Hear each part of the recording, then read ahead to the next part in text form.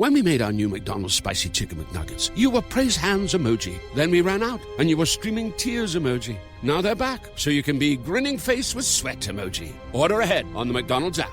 Ba-da-ba-ba-ba. For a limited time at participating McDonald's. Ooh, a fondue set. Ugh, now I need to find a coupon code. Not anymore, Susan. Capital One Shopping instantly searches for available coupon codes and automatically applies them at checkout. Wait, instantly? It's called shopping smart, not hard. Download Capital One Shopping to your computer for free and let it do the work for you. Don't mind if I fondue. Haha, that's kind of cheesy. Capital One Shopping. It's kind of genius. What's in your wallet? Savings and available coupons vary. Hello, everyone, and welcome to the Jeffrey Epstein Show. I'm your host, Bobbycapucci, and this is Daily Drop number 320. The investigation into Jeffrey Epstein and Ghislaine Maxwell in the Virgin Islands continues to grow. We found out today that Denise George, the Attorney General in the Virgin Islands, has tossed off a few more subpoenas. One of them to another crappy-ass crooked bank, and another to one of Jeffrey Epstein's accountants. Now, we're all familiar with Richard Kahn and how he is, the guy that's front and center as far as Jeffrey Epstein's accountants. But Bella Klein was also on the team. In fact, she still works for Richard Kahn's company. So we're learning today that Bella Tsukerman Klein, and that's spelled with the T, by the way, has been issued a subpoena about her connection to Jeffrey Epstein's criminal enterprise and the way it was conducting business to bring women and children into its midst to be assaulted and trafficked. So I'm pretty clear about how I feel about Denise George as far as going after money in this case, right? But what I will say, and what I've said from the jump, is anybody who's going to start subpoenaing these people and getting them under oath, that only works as a benefit for justice in this case. Because one of the key things is pinning these idiots down and getting them to speak, right? These people duck, dodge, use their mom and dad, say they're dying as excuses. They have no shame. They will do whatever they possibly can to stay off of the record. And we've seen it time and time again. So the only way to get people like this to talk is to compel them to do so with a subpoena. And I would like to see a lot more of this from the SDNY. And I think we will see more of it when we see some of the indictments unsealed in the criminal portion of this case that's working its way through the courts. I think once we start seeing some of those sealed indictments become unsealed indictments and we start seeing some of the players get cracked with their own charges, well, we'll start to see a lot more in the future, right? Let's jump into this article from the New York Post and see just what's going on here with these subpoenas and who is getting them. This article was authored by Priscilla DeGregory. Headline: Authorities subpoena Epstein accountants for financial records. And we know that Darren Indyke and Richard Kahn have both been under the microscope, right? We know as executors, in the best of times, they'd be looked at through a very clean lens to get a better accounting of who they are. But with what they were involved with, I think it's pretty clear that the two of these people, Darren Indyke and Richard Kahn, have no business being anywhere near doling out reparations for these survivors. And yet, these morons are the executors of the estate?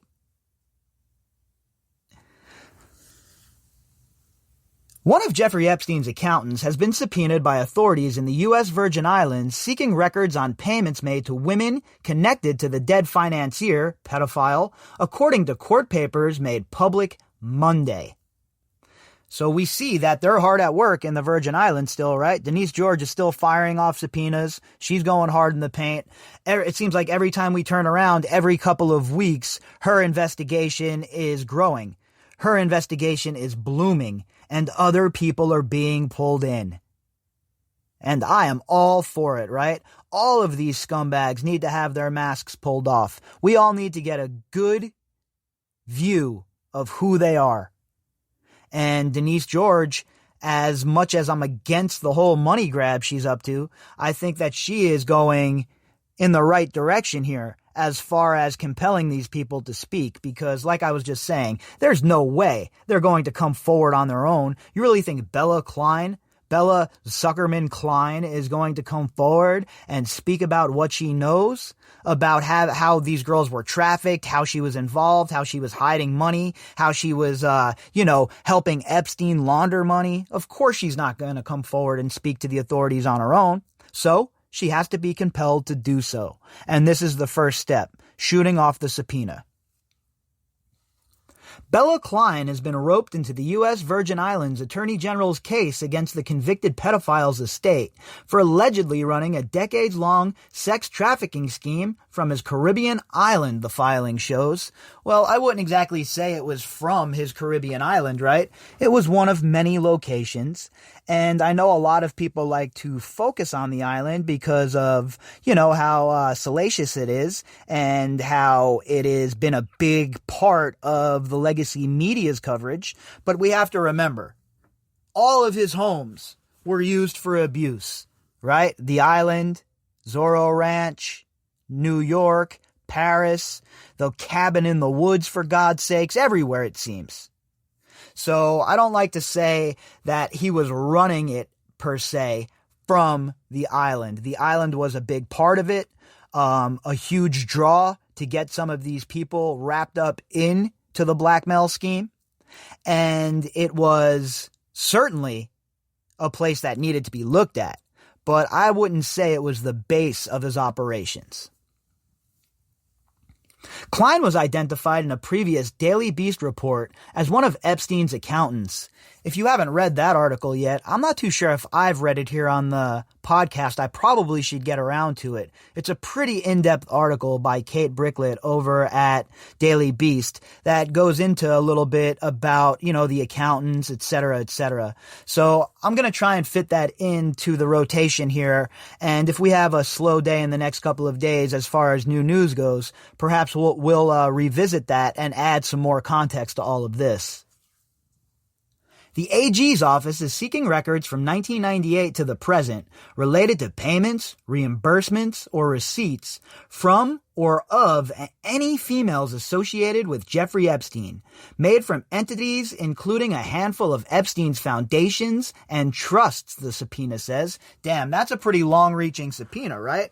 Pretty vast. All the way back to 98. It fits the pattern with the other subpoenas we've saw that the financial institutions have received and Leon Black has received. So it is par for the course with Denise George and her version of this investigation for it to be a broad subpoena like that. I think that has to make a few of these people a little bit worried, right? If you were involved in paying off these girls, if you were involved in tossing out hush money, if you were a bag man, look, you are in the crosshairs. This investigation is starting to really, really pivot and start to focus on the money. And that's the worst news ever for these people. The worst news ever for people like this is when the investigation inevitably veers into the financials, because that is where all of these people are exposed.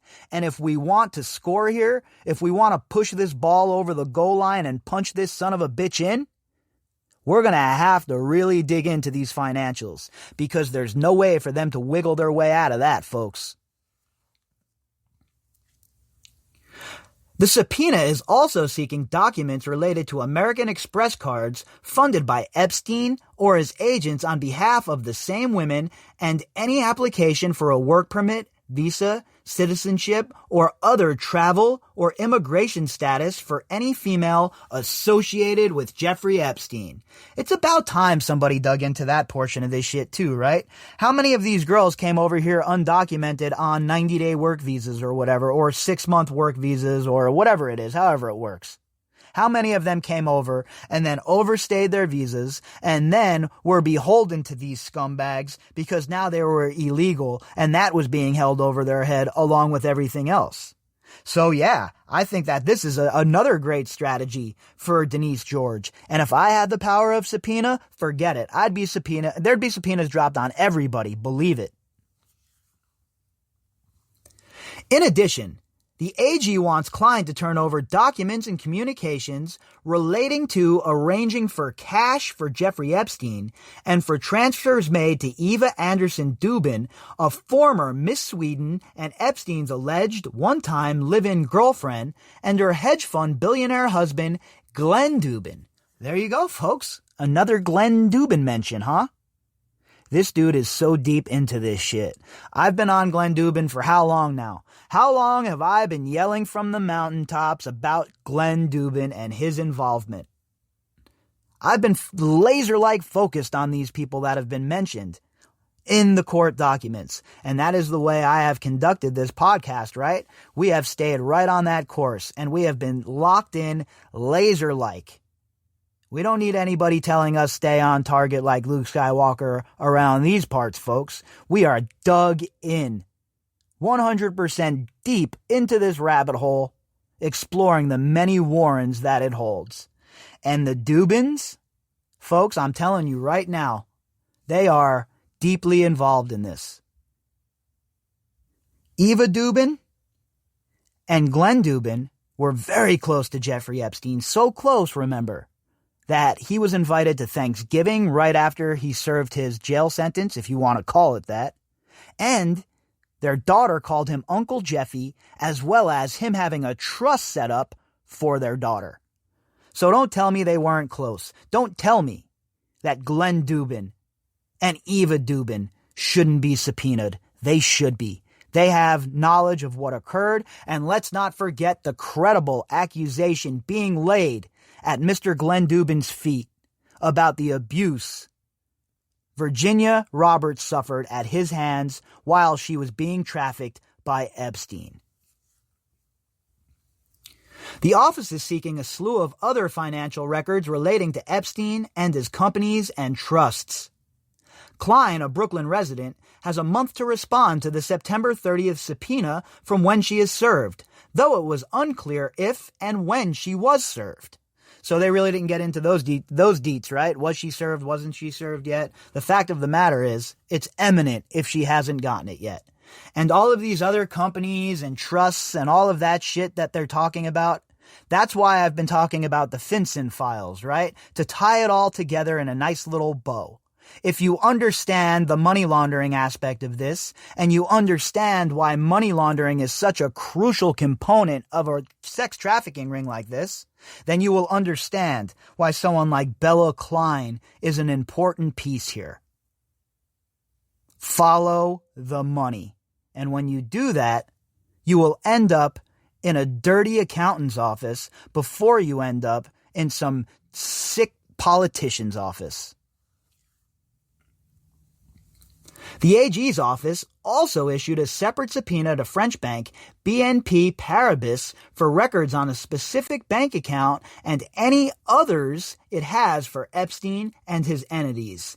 The bank has 30 days to respond from whenever it is served. So look, again, with the banks, this is why I've been so adamant about the financial portion of this, why I've been digging so deep in that direction, and why I have started pivoting more into that direction, because I think it's very important and very crucial that this aspect of the case is fully investigated, and that the financials that tie all of these people together are used to hold these people accountable for the role that they played facilitating Jeffrey Epstein's criminal enterprise for decades.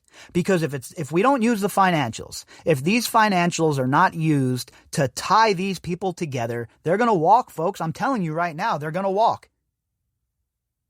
That's why the financial portion of this investigation is epically important. Now, when I say that, would say they're going to walk, I don't mean the Core 4 and Ghislaine. I think that's a separate issue. I think their fate is sealed. I'm talking about the enablers, the people on the outside, the people that facilitated this. Those are the people that need to be tied in financially. If your name and your signature was on some paperwork and that paperwork ended in money being laundered or washed, you are responsible criminally. And I want every single person prosecuted. I don't care how vast of an investigation it is. I don't care how many man-hours have to be spent by the FBI and the prosecutor's office. It is that important that they see this case taken all the way across the finish line, because it is unacceptable that this was allowed to occur for so long, folks. It is unacceptable that it was ignored for so long. And now, in 2020, these predators have most certainly become the prey, as the roles have reversed and the shoe is now on the other foot, as the narrative is snatched away from their henchmen in the legacy media and completely and utterly taken over by the survivors themselves. If you'd like to contact me, you can do that at bobbycapucci@protonmail.com. That's BOBBYCAPUCCI@protonmail.com. You can also find me on Twitter at BOBBY_CAPUCCI. All of the links that go with this episode can be found in the description box. Also, I'm going to put a link for the Facebook page in the description box as well. If you've had an issue reaching me via email, if your email has been buried or I haven't gotten around to answering it, you can reach out to me on the Facebook page and I should be able to answer whatever questions you have there if I've missed them in email. Also, I plan on doing like a Q&A session at some point, I don't know when, within the next month or so that we can all catch up and see where everything is at.